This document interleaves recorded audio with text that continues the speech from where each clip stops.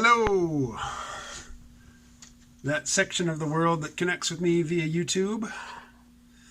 So I just got back from shooting video at a municipal meeting. This is the Rockingham Town Select Board, and they talked a lot about the town's response to the COVID-19 outbreak and resulting lockdown. Countermeasures, we'll say, just to keep it neutral. I know I haven't put out a video in several days, and it seems like a lot's been happening, right? But from my perspective, in terms of the way my brain works, I'm really kind of in observe mode, and I'm just waiting for something really big to happen. I mean, I don't care that much about the Dow Jones Industrial Average or the NASDAQ. So yeah, there was huge movements, big one-day losses, blah, blah, blah. I don't really care that much. Particularly because increasingly, I mean, it's been a very long time since I have accepted the Dow Jones Industrial Average as a valid indicator of the health of the U.S. economy. Over the last several years, really throughout the Obama administration, and I know all of this started before Obama, but it really got bad under Obama, and he and his people, and I'm not talking about black people, I'm talking about neoliberals, don't care. Didn't care then, don't care now. And so stuff's gotten really bad. So when I was still shooting video, I posted, I'm not sure how you guys see these posts, but I can make a text post and people respond to it. So somebody asked me the following question, which I can't see, but have a look at it. And while I can't see the text and reproduce it from memory, I do remember the thrust of it. And it was this. What about the working people who live paycheck to paycheck who are not working right now? What's going to happen to them? Well, I take that to be a rhetorical question because, yeah, absolutely. And I'm in this weird position where I'm perpetually not broke because, my living arrangements are such that I have enough, enough money comes in every month that I can pay rent and I can pay child support. And I can buy pretty much whatever I want when I go to the grocery store and not have to think, I don't have to keep a mental tally in my head as to how much it's going to cost when I get to the register. And I can afford beer. But not a whole lot else. Like I've been lusting after a Surface Pro since the first generation of them, and now they're up to their Surface Pro 7 is the newest model with the old chipset, and now Surface Pro X with the new ARM chips, which don't seem to work very well for graphics purposes. So while I love the design of the Surface Pro X, I would not get one right now because most of what I need is running graphics programs and video editing and that sort of thing. Bit of a sidetrack there. The point being, I don't have a whole lot of money, but I have over many years arranged my life so that I make money by talking about things that I think of as being interesting, either in a video. I mean, the video doesn't produce income directly, but in a podcast or in a comic strip or, a blog post or whatever. I mean, I am one of those free-range public intellectuals. The very, bottom level of income generation. I mean, it's my day job. I get to do that, so that's interesting. I don't have to go to an office and engage in some absolute bullshit, which I think the world would be better off if it were left undone, but I need a paycheck, so I have to go and do this thing. I used to do that. Don't do it anymore. And that's all. I mean, I won't say it balances out because I don't have access to healthcare, which is an anxiety for me. But all in all, I mean, if somebody just said, yo, KMO, here's a $50,000 a year desk job, it is soulless, you'll hate every minute of it, but it comes with full benefits, I would say no. I'm fine where I am, I'll keep doing what I'm doing. But one of the benefits of my current lifestyle is I don't have a job where if I don't go to a particular place and do a particular thing for a certain number of hours, I don't get paid. I get paid. I mean, I can't say I get paid regardless, I still have to do the work, but I can do it in my own time, I can do it, as it suits me. And my income thus far is unaffected by this whole thing. So while under normal circumstances my financial situation is not particularly enviable, at least not to people, who consider themselves middle class in North America. But in these times, in these weird, hey, everything is locked down times, you can't leave your home. Well, I don't leave my home much anyway, and I can do the work that I normally do. I mean, it's no different for me. It's no different. And I'm still getting paid. So, gratitude?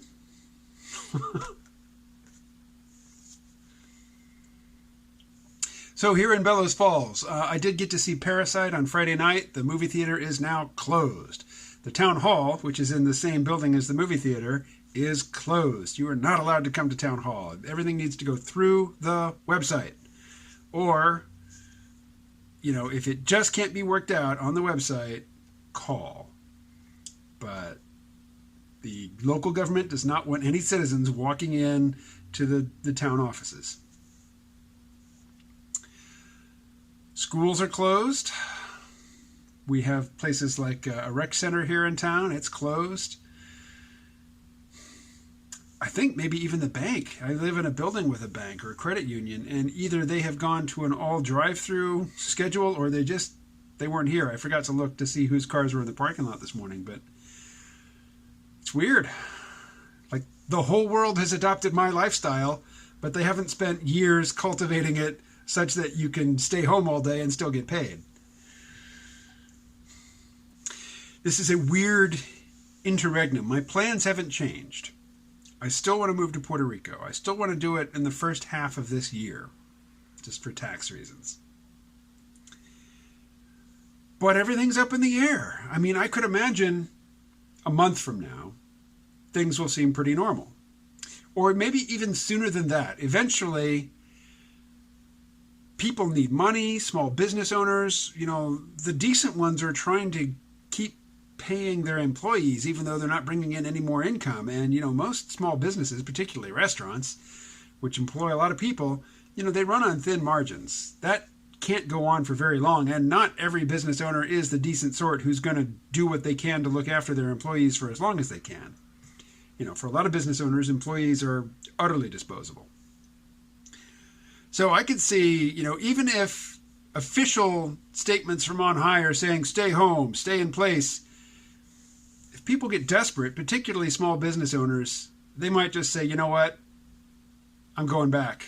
I'm opening up shop. We're open for business. I could imagine that happening. How hard will the authorities push back against that? That's an interesting question. What would they be willing to do? I mean, the U.S. federal government is, as far as I know, never really been particularly shy about plain old physical, literal violence. They have people who specialize in it. They're well funded. They're given their objectives. They are well trained. I don't think they're well trained in general. I think half the time that police spend, doing firearms drills should be spent doing de-escalation exercises.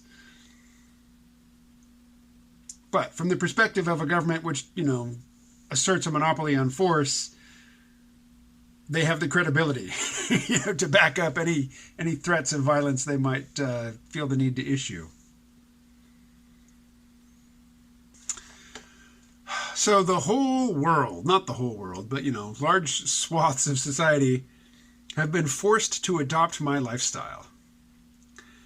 I know that there are folks, who have social anxiety, who just have personality types that do not lend themselves to going out and interacting with strangers, who spend their whole lives at home anyway. And I've seen memes basically championing that class of people and, mocking everybody else who feels isolated after just 2 days sitting at home or a few days sitting at home. I've had fairly debilitating social anxiety in the past. I made a deliberate, sustained effort to learn social skills. And so now I'm this sort of bimodal creature. I can hole up in my apartment for a week on end, never get out of my pajamas, and default to that. Or, I can put on my outdoor clothes and go out and interact with people out in the world and do it with a, smidgen of panache and enjoy it. So I can go either way with that now, although I've really come to resent my lovely apartment. I mean, it's not lovely in that it's so well decorated, but it's lovely in that it is spacious, it is safe, it is warm, it is furnished. I didn't have to provide any furniture, and it allows cats. And yet, a lack of social contact or, a lack of dynamic experience has me sort of relating to this place. I won't say like a jail cell. It's too comfortable to be a jail cell. But the comfort is part of what holds me here.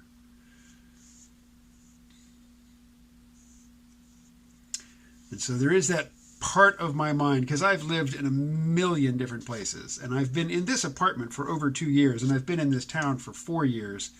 For me, that's a very long time to be in any one place, and I am feeling the itch to just roll the dice, throw everything up in the air. All the stuff that seems settled is up for grabs. It's a dangerous moment. Things can go bad in that moment.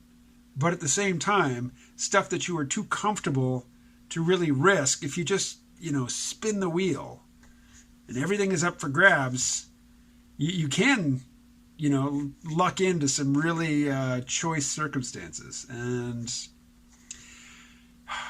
I tend to be, a rational empiricist, but I also have that mode that, can think about, the universe conspiring on my behalf, that obstacles in my path are placed there so that I arrive a little bit later to a better circumstance. I can certainly go that way and say, hey, I was in the process of like cutting ties here and establishing contacts in Puerto Rico, and I was about to make the leap, and then suddenly the whole world is on pause. I have no resistance to the idea that maybe me just sitting here and looking at the world on pause for an indeterminate period of time is for the best. That things are arranging themselves for me in San Juan so that I will be in a better position when I arrive there than I would have if I'd gone on my original schedule. I'm not saying that's a fact. I'm not trying to convince you that it's true. I'm just saying that is a style of thinking which is counter to my predominant style of thinking, but it's one that I don't make any effort to push it away. In fact, I do keep a little space open for it. All right, blah, blah, blah. If there's something you'd like for me to address in a future video, leave a comment. And if you would, if you made it here to the end of this 14-minute rambling video, there was something in it for you, right? Click like. I'd appreciate it. And I'll talk to you again pretty soon.